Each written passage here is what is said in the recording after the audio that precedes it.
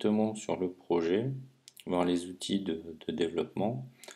On y accède également par une page web.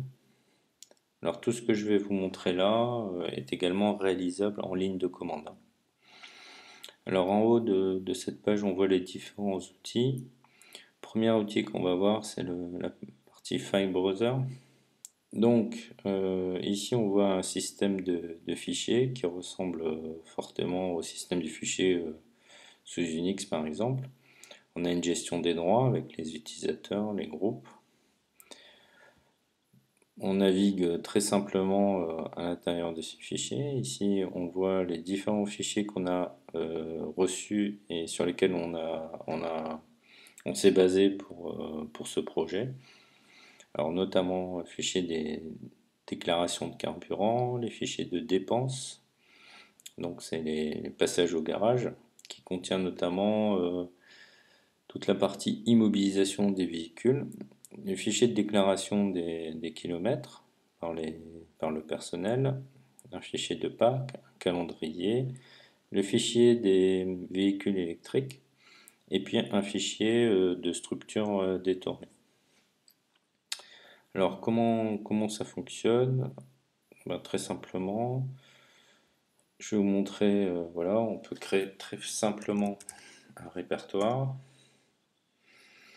Et puis pour charger des données, on peut le faire donc via l'interface.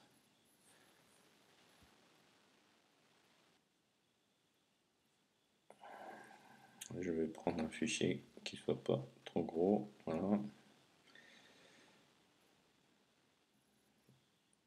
Et voilà, mes données sont chargées sur la plateforme. Bon, on peut les supprimer évidemment.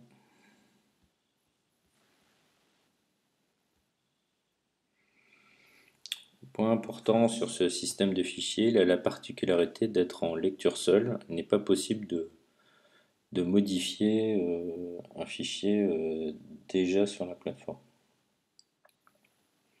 Alors une fois les données chargées, donc sans effort de modélisation particulier, donc avec beaucoup d'agilité, hein, contrairement à ce que l'on connaît dans la BI traditionnelle, eh bien on peut travailler avec ces données. Alors pour travailler avec ces données, on dispose d'un outil qui s'appelle Pig, extrêmement performant.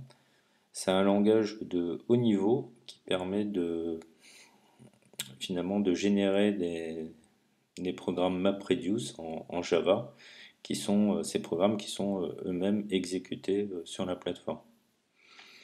Donc là on voit un exemple de script. Ce que je vais faire, c'est que je vais modifier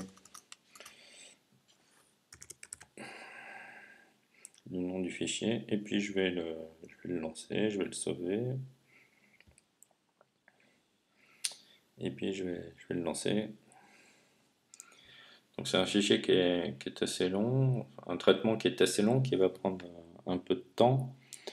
Donc derrière il génère un certain nombre de logs. Ici on peut voir sur la plateforme que alors il faut attendre un petit peu que le traitement se lance effectivement. On a un autre moyen. Voilà. Donc là on voit un petit peu les traitements qui se sont exécutés dernièrement. Donc là on est dans une phase où il génère en fait voilà, il a généré les scripts, enfin les traitements en Java, et puis il a lancé son premier traitement.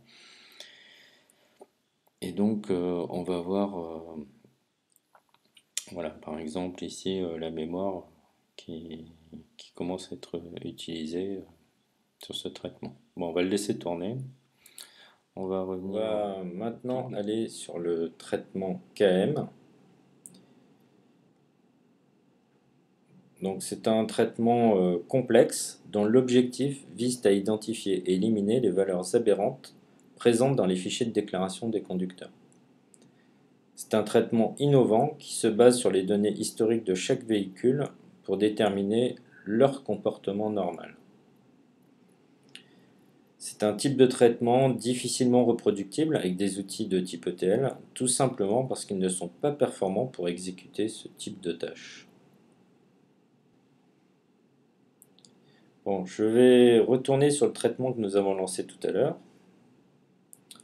Je vois qu'il s'est terminé. Il a mis un peu plus de 13 minutes sur cette plateforme à 6 nœuds. C'est à comparer aux 43 minutes que le traitement a pris sur la plateforme de test lors de la V1 du POC, plateforme à 1 nœud. Le gain est important, mais il aurait pu être supérieur avec plus de volume, car toutes les ressources n'ont pas été sollicitées.